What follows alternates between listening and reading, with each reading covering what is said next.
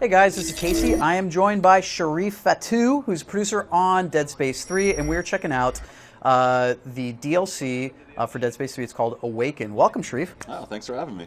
So we posted a video yesterday, which was just kind of a first look at the DLC, and now we're going to go a little bit farther into it. So for everybody that has not beaten Dead Space 3, you might want to stop right now. So the spoiler alert, if you have not finished the game, you probably don't want to watch this, so you can now switch back to the cats or the screaming goats you were watching on YouTube. For everybody else, all right, so let's keep going. So this is an epilogue. The story in this DLC picks up after the end of Dead Space 3. If you finish the game and you got to the end of the credits, you see that Isaac survived the events at the end of the game, and so they have Isaac and John Carver escaped Tal Volantis, and they're making their way to the Terra Nova, which we're familiar with from the game, and they're trying to find a way to get back home. And so things aren't exactly the same, though. They come to find that a lot's changed on the Terra Nova since they were down on Tal Volantis. So tell us what's happening and why these changes are happening. So after Dead Space 3, the events at the ending, you find this DLC actually begins where Isaac and Carver are on the planet's surface, and so they're not sure what's going on. Are they alive? Are they dead? Like, they're suffering from heavy dementia at this point.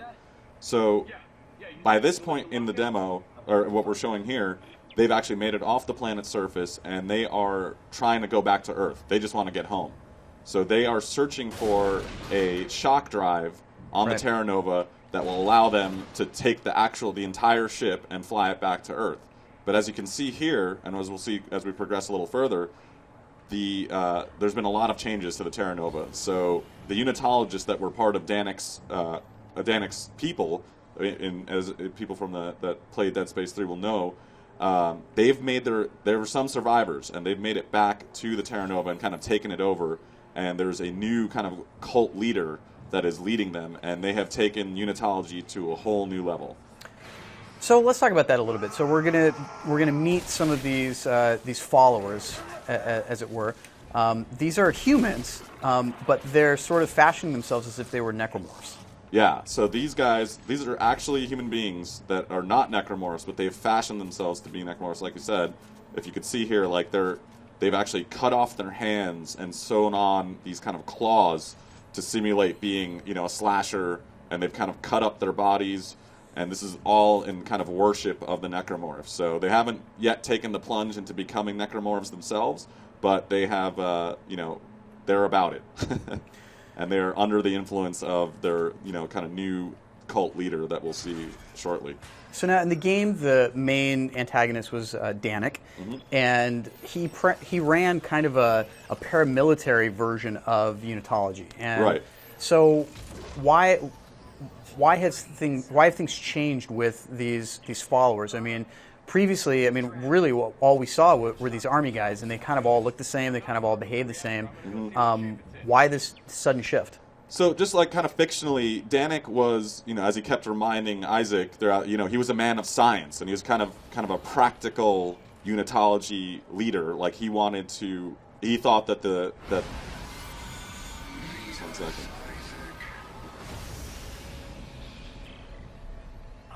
He envisioned the necromorphs and the markers as kind of the next step in human evolution. So while it was, religious in nature, it was more of a kind of practical aspect. But these guys and this new cult leader that's arise have they have more of like a spiritual and kind of creepier connection to the unitologists, and their beliefs in the marker are not really in the realm of, evolution and the next stage of human evolution. They really feel that they're like surreal and kind of metaphysical, manifestations to it, and more of a spiritual purpose. And I guess that's what's making them more kind of out there. So now, a lot of the story is communicated through the text logs, as we saw in the original game. We learned that the name of this main new leader is Randall Carr. Is this somebody from the Dead Space universe that we already should be familiar with, or is this a brand new character? This is one of the brand new characters. So this is somebody that you haven't seen before, and this is somebody that we're kind of introducing now. So now this is all taking place in Conning Tower, which is, or the most of this stuff is going to take place there, and we'll get to that a little bit more in detail in a second. So now here we're walking into what will be our introduction to this main character, I presume. Is that indeed Randall Carr right there? Right. Okay, so... Now, my brother, you too will become one of us, a true believer.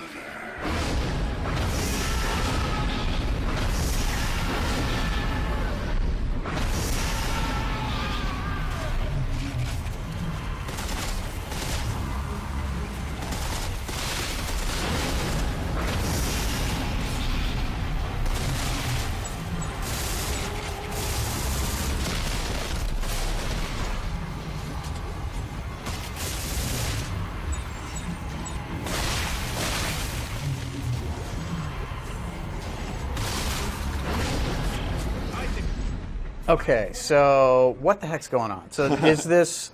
I mean, these guys are doing real damage, and they're taking real damage, but this looks like partially it's happening in a dementia state, so... Right. This is kind of new for Dead Space. I mean, we saw some of this in John Carver's side missions, but we didn't really see a lot of dementia-type, content from the previous two games in Dead Space 3. What's happening? So, as you can see, it's exactly right. Since the beginning of this chapter, Isaac and Carver have been suffering serious dementia, and they're kind of questioning what's real, what isn't.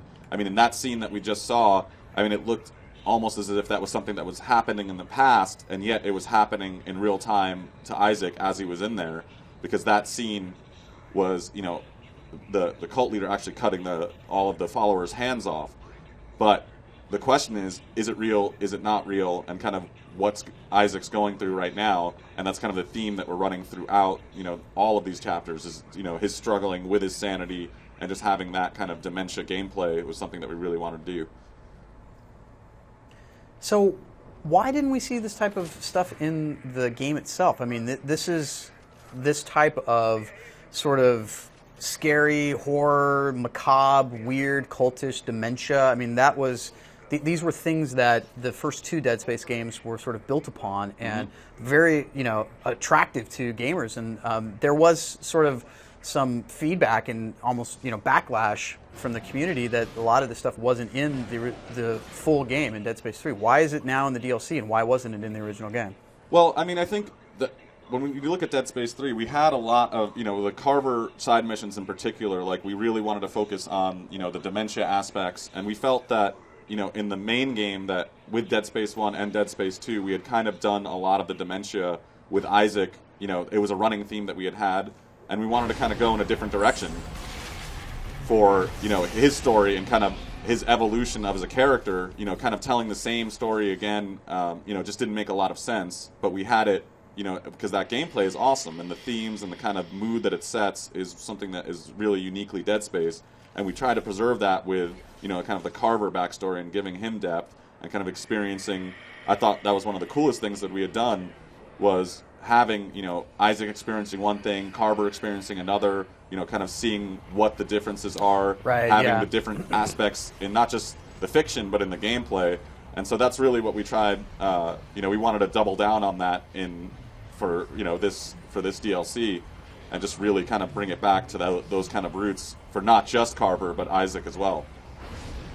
Now, how much time has elapsed since the actual end of the game that we've already played and these events? It's pretty instantaneous. It takes place, only a few hours after the event. What's been going on in the Terra Nova and all of this setup is kind of something that was taking place during the events of Dead Space 3, because you had left the Terra Nova at that, earlier in the game. So they've taken over the ship, since that point. Now, who are these enemies? These are new enemy of it's kind of a variation of what we had seen in Dead Space 2, which is the Pack, but they're kind of gotten a new skin and some new attacks that you hadn't seen before.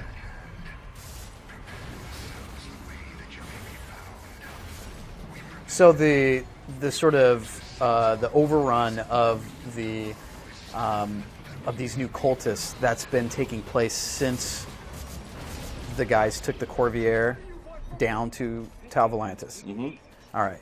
Because it seems like the stuff is just cropped up like super fast. Like there's painting all over the wall, there's graffiti, there's candles everywhere. Yeah. And, and these guys have cut off all their hands. And, they moved fairly quickly. They just said, you know what, we have to do this. We get rid of these hands. And so now you mentioned previously that they're even cutting themselves to sort of show off or look like necromorphs or to make themselves actually look like they're dead. Mm-hmm. That is as you can see, the cult leader has fashioned, he has those slasher claws that are sticking out from his back, to kind of, again, make himself look like one of the necromorphs. And that's kind of a theme that's carried on through all of his followers. So now he's keeping with the theme of these other guys who have cut their hands off and whatnot, he's a real person. He's not... Yeah. But he's displaying all of these kind of supernatural abilities, but that's just because of the dementia? That is the dementia. So, as you're seeing him, Isaac and Carver are suffering through heavy dementia, and somehow, the cult leader has control over, their kind of dementia and what they're seeing. So he, as you will progress, and you'll see, he is a real person. All these guys are just human beings. They don't have special powers, but they do have the ability to, they're communicating with the marker in some fashion, and they're able to definitely alter your perception of reality. Now, is this even happening?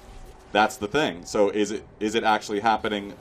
These particular scenes are actually not happening in, this is all in Isaac's mind, but he will see, this is real. This is, this corridor is real. Where he's walking is real. But are the candles there? Or the candles are there. The graffiti is there. This is all very real. It's just a matter of the actual combat with the humans and with the cult leader is not necessarily real at certain points. Like when he's disappearing and kind of reappearing, that's all dementia.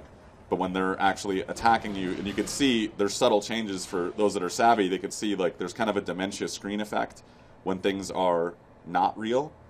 But that's something that you have to pay close attention to kind of see. And here we're going to go into sort of this nightmare world. I mean, we saw this type of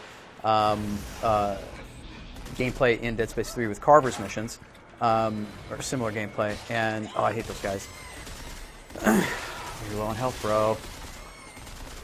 Bro. Oh god. Oh man. So now what's happening in Carvers? Sort of. Oh my god, you're gonna die. Uh-oh. Get that. Oh, you died. No. Oh. Well, I'm actually glad, not to say that you died, but that we got to see that because that's kind of awesome. Oh jeez. Sharif, man, you killed Isaac. I know. Now no one's going to be able to play. That kind of sucks. So, I mean, what's happening in Carver's mission at this point? I mean, so in this mission, if we were playing in co-op, while that Isaac is transported again, that's something that's happening in his mind, and as he is going through this, Carver's going to be suffering his own version of dementia. He won't be transported into this place, but he'll be fighting in the room that we just left, his own battles. But now are they going to be related back to his story again, like with his wife and son, or is it just it's more related to this more related to what's going on here? Okay, gotcha. So is he facing the same enemies then? He's facing Randall? He's facing... Good old he Randall? Won't be facing Randall in this particular sequence, but he'll be facing... there'll be other enemies that he'll be facing on his own that have, kind of relevance to what he's experiencing, because it is a slightly different form of dementia. So now how long is the DLC? The entire DLC? Uh-huh. It's several chapters long, multiple hours, so there's a ton of content that's in here. So we're only just seeing a small slice of this, and this is kind of the middle of it. So we're not showing the very beginning or showing how it ends. And so that was just a glimpse at Awaken. There's the shock drive that we're looking for to kind of get things going. And so when is the game going to when is this DLC going to be available? It launches on Xbox 360, PS3, and PC on March 12th. Awesome. Well, Sharif, thanks so much for joining us. Guys, thanks for watching. That was a first deeper look at the Awakened DLC for Dead Space 3. For all things Dead Space 3, keep it tuned to IGN.